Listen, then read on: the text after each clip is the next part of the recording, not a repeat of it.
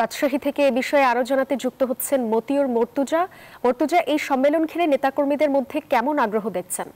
একদিকে দীর্ঘ 16 বছর পরে মহানগর বিএনপির সম্মেলন, অন্যদিকে বিএনপির ভারপ্রাপ্ত চেয়ারম্যান তারেক রহমান এই সম্মেলনে প্রধান অতিথি হিসেবে বক্তব্য রাখবেন। দুইটি বিষয় মিলে কিন্তু বিএনপির নেতাকর্মীরা উজ্জীবিত। তারা বলছেন যে উৎসবের আমেজ তৈরি হয়েছে, নগরী জুড়ে পোস্টার ব্যানার কিন্তু ছেয়ে গেছে। এবং আমরা নেতাকর্মীদের সঙ্গে কথা বলেছি, তারা বলছেন যে যারা কর্মী বান্ধব নেতা, ত্যাগী, পরীক্ষিত, তারাই যেন সম্মেলনের মাধ্যমে নেতৃত্বে আসেন, সেই প্রত্যাশা তারা করছেন। এর পাশাপাশি আমরা কেন্দ্রীয় নেতাদের সঙ্গেও কথা বলেছি, তারাও একই কথা জানিয়েছেন যে দীর্ঘদিনের পরীক্ষিত নেতাদেরই নেতৃত্বে নিয়ে আসা হবে। আর এর পাশাপাশি এখন আমরা সম্মেলনস্থলে আছি, দুপুর 2টায় সম্মেলনের প্রথম অধিবেশন শুরু হবে এবং সেটি শেষ হওয়ার পর দ্বিতীয় অধিবেশন শুরু হবে। আমরা একটু বিএনপি নেতাকর্মীদের সঙ্গে কথা বলতে চাই যে দীর্ঘদিন পর সম্মেলন অনুষ্ঠিত হচ্ছে, আপনারা কতটা আনন্দিত?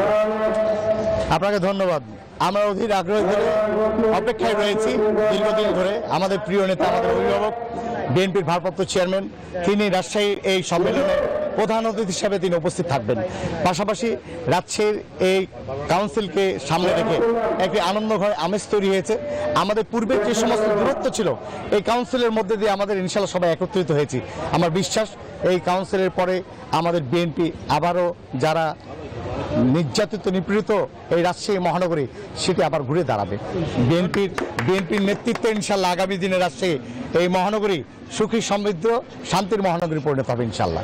জনগণের প্রত্যাশায় ভোটে যেমনটি বলছিলেন যে সম্মেলনের মাধ্যমে নেতাকর্মীরা নতুনভাবে উজ্জীবিত হবে। এই ছিল রাজশাহী থেকে সর্বশেষ সাদিয়া। মর্তুজা, ধন্যবাদ আপনাকে। বান্ডেল থাকলে প্রতি সেনমানিতে টাকা বাঁচবে।